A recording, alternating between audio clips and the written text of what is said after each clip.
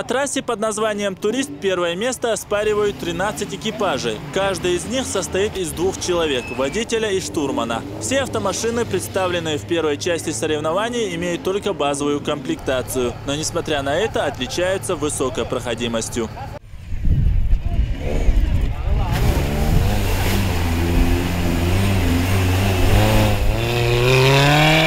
Умар Сатуев из Махачкалы придирчиво осматривает свой автомобиль. На этом внедорожнике он неоднократно побеждал на аналогичных соревнованиях в Дагестане. В его планах штурмовать все новые и новые дороги. Все начиналось со стандартного УАЗа, когда я его приобрел.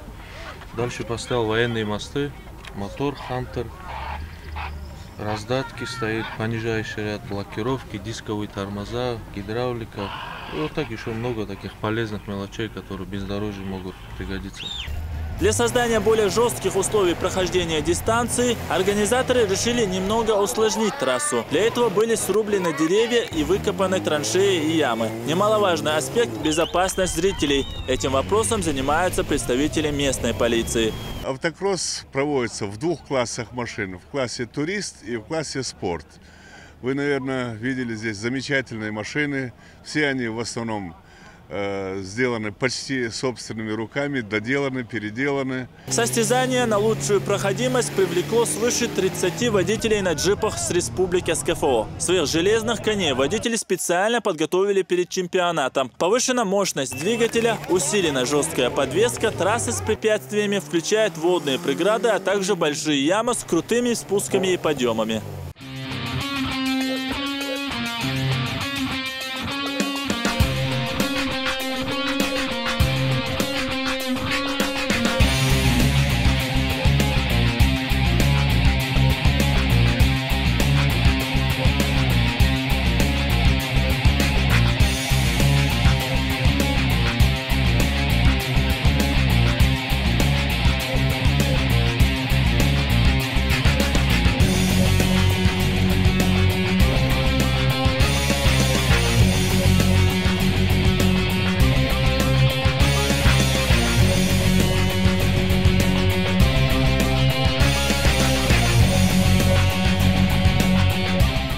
Длина трассы всего 2 километра, но для некоторых участников оффроуда эти участки превращаются в вечность. На окраине Шали, можно сказать, собрались любители автоспорта со всего Северного Кавказа.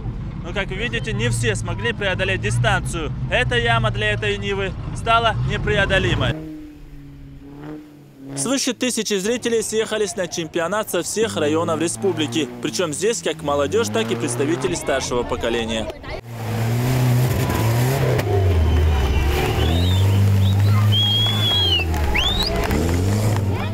Бездорожье буквально убивает машины. В некоторых случаях, когда автомобиль застревает, ему помогает собственная лебедка.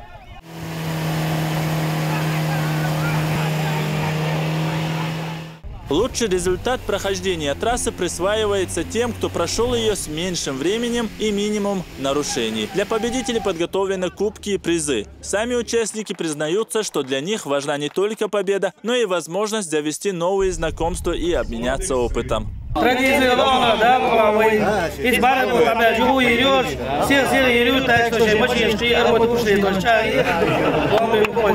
Такие соревнования в Шали проходят уже в 4-й раз. Каждый год организаторы усложняют трассу, а любители оффроуда модернизируют и перестраивают свои автомобили, чтобы доказать прежде всего себе, что их железные кони грязи и сложностей не боятся. Ахмед Джубраилов, Муса Астамиров и Тамерлан Арсанукаев. Новости.